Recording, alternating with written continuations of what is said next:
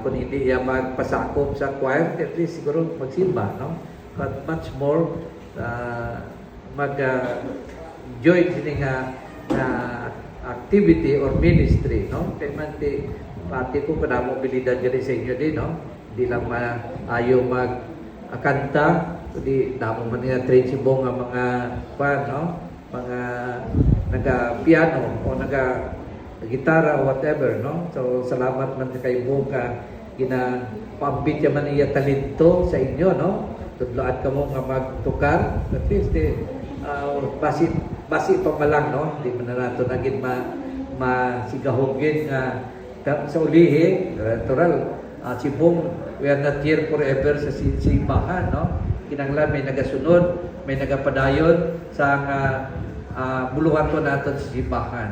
Para yung ang simbahan nagapadayon man sa misyon kagulato ni Kristo. So kita bilang katapo sa simbahan ni Kristo, dapat man nga magpadayon sa kilikoton sa simbahan.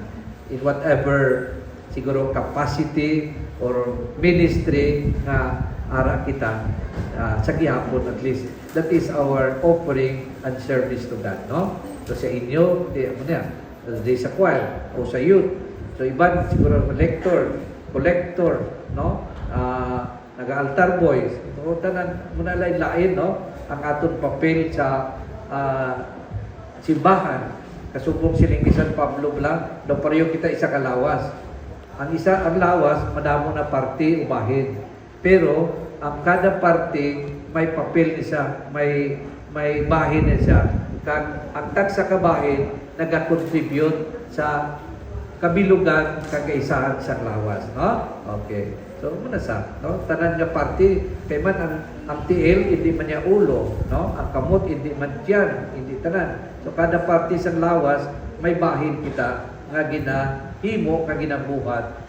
Pero tingog kag nag-alamot tanan agud ang lawas maga-operate, no? Di pero sabi ang kamot mo sumbagon mo pa yung ulo mo, no? Kundi way naga-synchronize, naga-operate sunod sa imo nga papel, sunod sa imo nga tinutuyo sa bahin sa imo lawas. Diyan mo man kita, no? Amo nang ginatawag naton unity in diversity, no?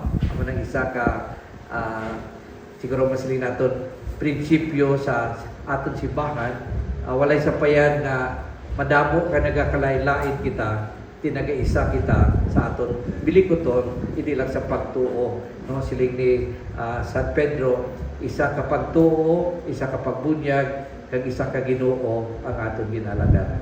So kabay pa, no?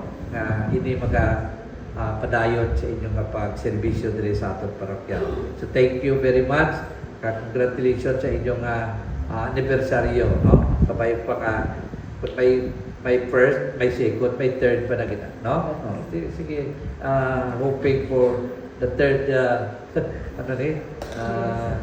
third anniversary naman ninyo sa dasunod na tuig, no? Kabay pa nga, aragin kita sa gyapon, magpabilin sa pangalagan sa Dios kag sa iya simbahan. Thank you man kay Bong, no? Nga tipot sa inyo, kag iban pa nga mga lamharon man nga nanging instrumento sa inyong pagpalapit sa simbahan. Salamat sa inyo tanan, kag God bless you all. Thank you.